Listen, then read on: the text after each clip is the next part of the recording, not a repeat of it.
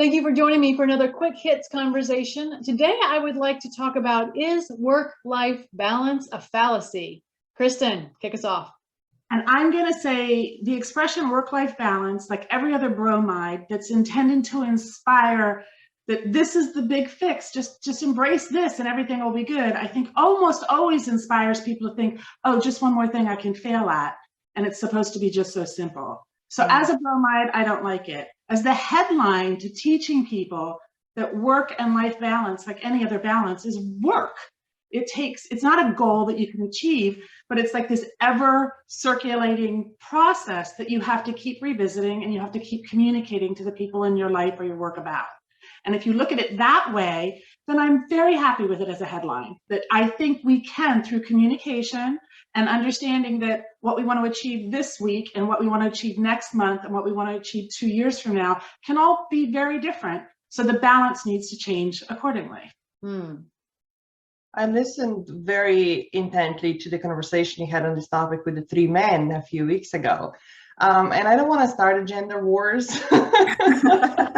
but it was such an interesting insight from them to talk about, maybe not per se life-work balance, but they brought in the word harmony. But personally, I want to take it even further. And as a mom, as a business owner, as a wife, as so many of us who are doing so many things at the drop of the hat, you need to focus on an entirely different aspect of life. I think it really comes down to order of priorities. What are the priorities? What are you prioritizing? And then there's the layer beneath that goes much deeper, that doesn't seem to be registering with the opposite gender, which is the invisible labor that comes with it. Just saying, and I had a conversation with my kids the other day when they were playing, they're 6 and 9. And it's like, oh, daddy's babysitting. I was like, time out. Daddy's doing what? Babysitting. It's like, is mommy babysitting? No. What is mommy doing? She's parenting.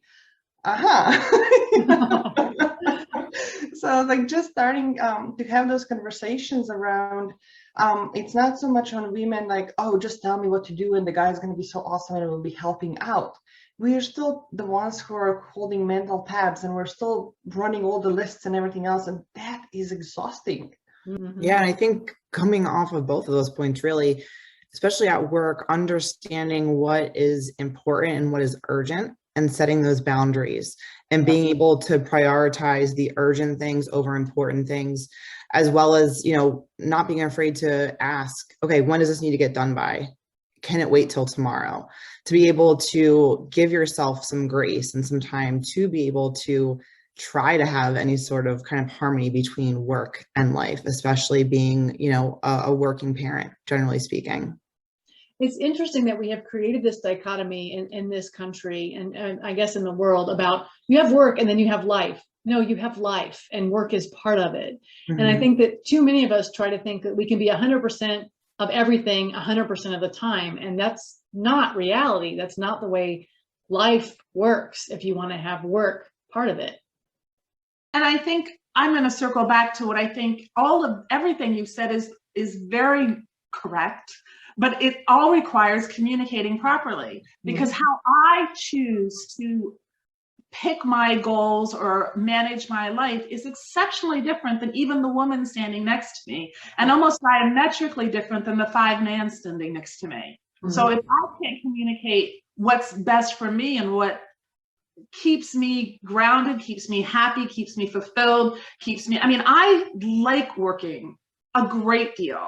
And I like working a great deal more now than I did 25 years ago. So balance means and looks very different to me. And if I'm not able to communicate that to the people around me, then that's where I think the work has to come in. We have to make sure we're always communicating, like you are to your children, that daddy's not a babysitter. And can we have a conversation about work-life balance without talking about guilt and expectations?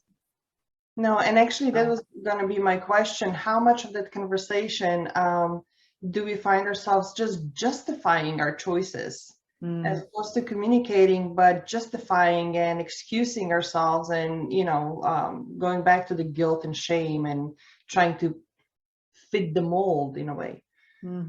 Yeah, I feel like, at least for maybe my generation, generations, maybe one before me and one after me, I was brought up in a house that, you know, my mom stayed at home. So she doesn't understand the working mother or working parent model.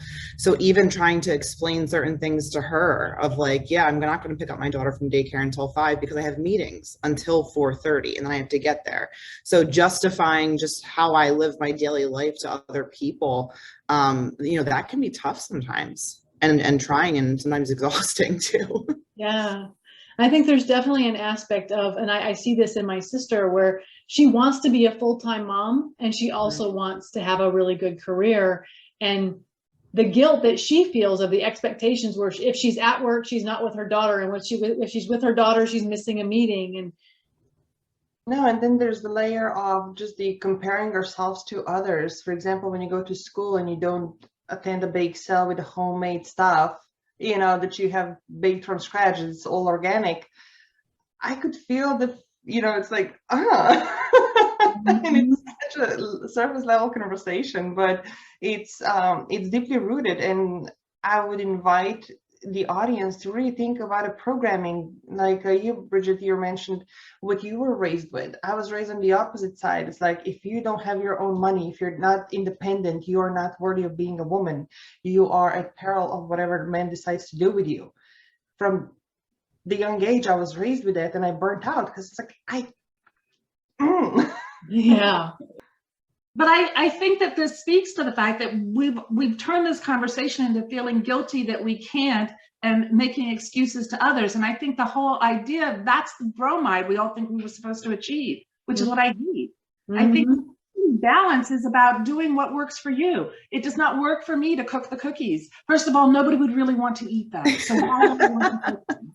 I mean, but and holding and owning what works for you without, and that's what I think is balance. It's not seeing how others are not part of this unless they're part of the balancing act, the husband, the boss, the coworkers. Everybody else is just an observer, and you have to treat them as such and not let it worry you. I think that's probably the best bit of advice, if we're in the business of giving advice about this, is do what works for you and don't let people pack your bags and send you on a guilt trip. Right. Exactly. But how does that work? How do you manage that within your own mind? I mean, something that's worked for me is very strategically and consciously picking people to surround myself with, whether it's a boss or coworkers or friends that will support that, right? That aren't afraid, like aren't going to judge me if I show up with Wegmans cupcakes instead of, you know, in a little Tupperware container. Somebody that understands that I might be running late because I'm going to be juggling meetings and then pick up and then having to feed my daughter. And so all of those things, I think it's really important to kind of, for lack of a better term, kind of weed out the people that are not going to be supporting that role that you've chosen to have in your own life. I personally also reevaluate and renegotiate the terms with myself all the time when it comes to the why. Are certain things important, and what are the drivers behind it? And just in past couple of months, I noticed there was so much that was driven by the ego and the need to prove and justify myself that I had to be really honest. And perhaps Marie Kondo my own life. Does this spark joy or not? Are those commitments sparking joy? Are they something that I'm going to look back in 10, 15 years, or it's just important today because somebody else says that it is? I think engaging in the acts every day. There are things that I do that people who care about me think I'm doing too much. It's causing too much stress. But in fact, if this is the goal that I want to achieve right now, that's actually nobody else's concern. And if I surround myself with people who care about me and give me advice, but in the end of the day, support me being happy and me being fulfilled, and whatever that looks like, that's the best we can do. Just surround ourselves with those people and help teach the people who work for us and the people we work for that we will support them in all their crazy changes and help them to support us in those same things. Yeah. And I think as former athletes, we all have this code that carries us through. You know, you innately know what to prioritize. You innately know to put your head down and just get to work and get things done. It's a very joy. Yeah. Not everything is a joy. Some things are painful, and that's okay. Well, that is a really good place for us to end this conversation. That is our 10 minutes. Thank you so much for talking to me about work-life balance from this perspective. I appreciate it. We'll do it again soon.